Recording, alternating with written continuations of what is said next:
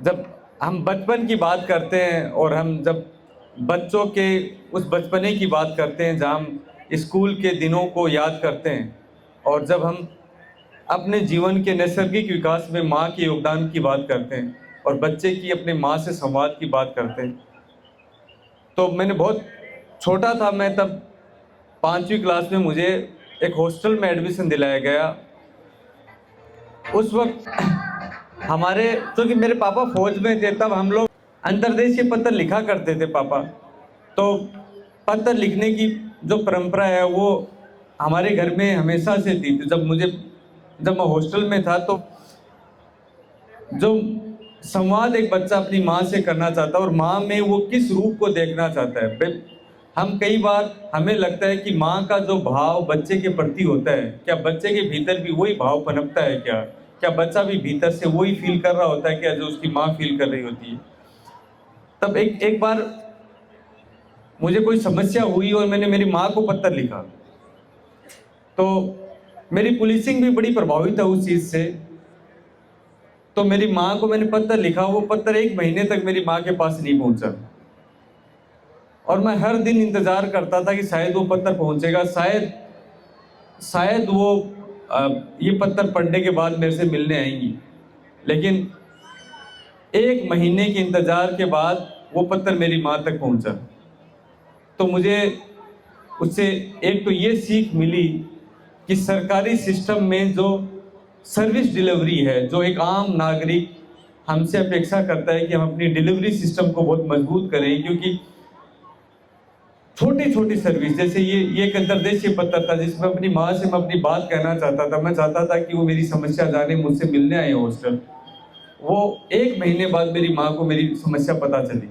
तो कितना बड़े बड़े डिसीजंस में तो पता नहीं कितनी देरी होने के बाद में कितना जनता को फर्क पड़ता होगा। तो मैं कोशिश करता हूँ कि पुलिस के लेवल पे हम जितने डिसीजन, जितनी जनता की सहूलियत के हिसाब से जितनी तेजी से ले पाए और जनता को सर्विस डिलीवरी जितनी जल्दी कर पाए वो बेहतर है। उसी क्रम में जब मैं हॉस्टल में था उसी वक्त मैंने बहुत कुछ लिखा उस 1 महीने में। जब फिर बड़ा हुआ तो उनको कविता के रूप में ढाला। वही कविता मैं आपके सामने पहली बार मैं इस कविता का सार्वजनिक मंच पर पठन कर रहा हूँ कि वो कविता का विषय था कि माँ क्या मेरी याद सताती है तुमको। वो बच्चा है जो अपनी माँ से सवाल करता है, उसको लगता है कि क्या मैं ही ये हॉस्टल लाइफ में रो रहा हूँ क्या, क्या मेरी माँ भी रोती होगी क्या? तो वो पूछता है कि माँ क्या मेरी याद सताती है तुमको। होता क्या है कि वो बच्चा सोचता है कि माँ जब मेरे मेरे घर के पड़ोस में किसी बच्चे को देखती होगी तो क्या वो उस बच्चे में मुझे फील करती है क्या? उस बच्चे में क्या मैं दिखाई पड़ता हूँ क्या मेरी माँ को? तो वो बच्चा अपनी माँ से सवाल करता है कि जब तुम किसी मासूम के मिट्टी से लिपटे बदन को देखती हो, जब तुम किसी मासूम के मिट्टी से लिपटे बदन को देखती हो तो क्या तुम ठहर जाती हो?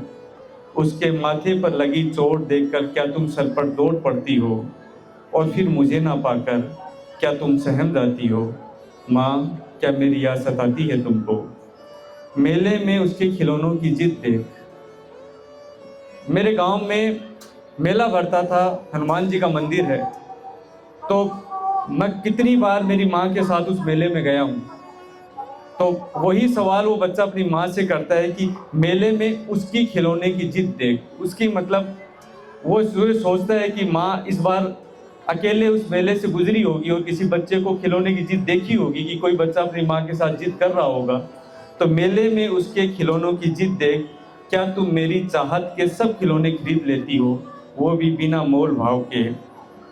माँ जब मेरी याद सताती है तो क्या मेरे टूटे खिलौनों को सीने से लगा कर तुम सिसक पड़ती हो? माँ क्या मेरी याद सताती है तुमको? हम जब बचपन में जिन स्कूलों में पढ़ा करते थे, तब स्कूल में हर पीरियड के बाद में एक घंटी की आवाज़ सुनाई देती थी, और जब स्कूल का पूरा दिन समाप्त हो जाता था फिर घंटी की आवाज़ सुनती थी। तो वो बच्चा फिर अपनी माँ से सवाल करता है कि जब पड़ोस की स्कूल का आखिरी घंटा तुम सुनती हो, जब पड़ोस की स्कूल का आखिरी घंटा सुनती हो तो क्या मेरे इंतजार में तुम्हारी आंखें अनायास ही दरवाजे की ओर देखती हैं? फिर वो सवाल करता है कि दिवाली की छुट्टियों में क्योंकि हर हॉस्टल का बच्चा अपने घर जाता है तो अपनी माँ से पूछता है कि माँ, तुम हर दिवाली को मेरी छुट्टियों का इंतज़ार करती हो या हर रोज़ मेरी फिक्र में आंसू बहाती हो। बड़ा जायज़ सा सवाल है उस बच्चे का अपनी माँ से कि क्या तुम सिर्फ दिवाली की छुट्टी में इंतज़ार करती हो या हर रोज़ मेरा इंतज़ार करती हो। माँ, तुम हर दिवाली की छुट्टी को मेरा इंतज़ार करती हो या हर रोज़ मेरी फिक्र में आंसू बहाती हो। माँ, क्या मेरी याद सताती है तुमको, और जब बहुत सताती है तो क्या मेरे टूटे खिलौने, पुरानी किताबें, उधड़े बस्ते को लेकर मुझे बुनने का प्रयास करती हो। माँ, क्या मेरे लिखे खत तुम तब तक पढ़ती हो। माँ, क्या तुम मेरे लिखे खत तब तक पढ़ती हो जब तक तुम्हारी आंसुओं से धुंधले ना पड़ जाएं। माँ, क्या मेरी याद सताती है तुमको। फिर वो अपनी माँ से सवाल करता है, क्या कभी आधी नींद में, जब बच्चा माँ के पास नहीं होता तो जो माँ भीतर से एहसास कर रही होती है वो बच्चा भी भीतर से वही एहसास कर रहा होता है।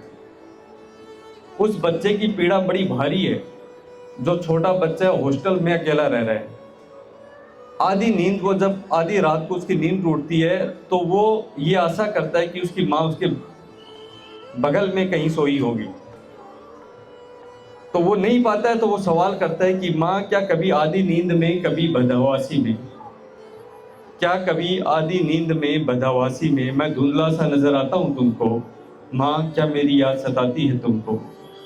वो अपनी माँ से सवाल करता है कि बचपन की तमाम हरकतें जिसमें माँ उससे नाराज हुआ जा करती थी, जब बच्चा शैतानियाँ करता है, कभी कभी घर के सामान तोड़ देता है, कभी खिलौने तोड़ देता है, तो सवाल करता है कि वो टूटे बर्तनों को देख क्या अब दुलार आता है तुमको। वो टूटे बर्तनों को देख क्या अब दुलार आता है तुमको।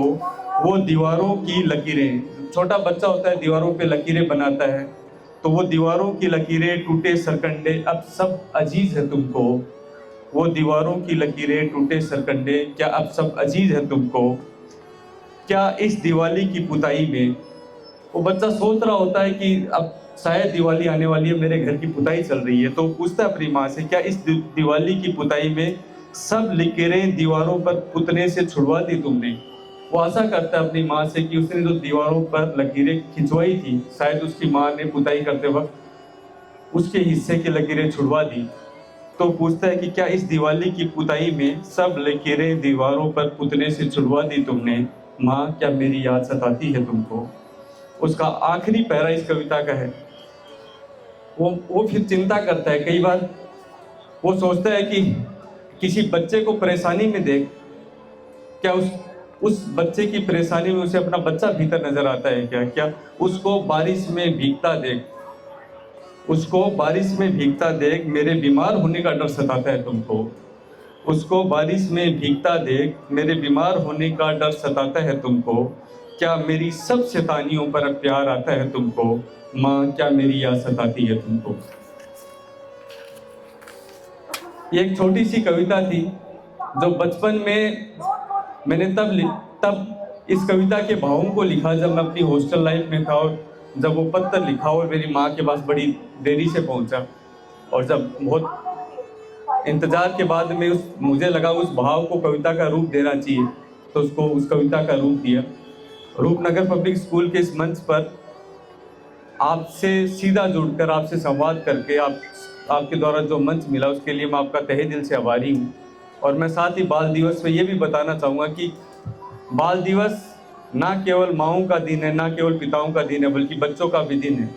और हर माँ बाप को ये समझना चाहिए कि भीतर ही भीतर जो अपने वो बच्चे के लिए फील करते हैं, बच्चा हो सकता है इमोशनली बहुत एक्सप्रेस ना कर पाए, हो सकता है वो अपनी बातें ना बता पाए, लेकिन भीतर ही भीतर वो अपनी माँ, अपने परिवार के लिए वही दर्द, वही प्यार, वही मोह वो फील कर रहा होता है। हर बच्चे के बचपन को हम कितना खूबसूरत बना सकते हैं। जीवन में सबसे खूबसूरत मुझे लगता है तो वो बचपन है। तो ये माँ बाप की भी बड़ी जिम्मेदारी है कि उसके बचपन को बड़ा सहेज कर रखा जाए। तो ये बाल मेला मंथन में जो आपने शुरुआत की मैम, ये एक बड़ा पवित्र शुरुआत, और मुझे लगता है बच्चों के बचपन से महत्वपूर्ण कुछ है नहीं, और उनके हम इसी तरह बचपन को एंजॉय करते रहे, उसको सेलिब्रेट करते रहे। इसी भावना के साथ मैं अपनी बात को समाप्त करता हूँ। जय हिंद, जय भारत।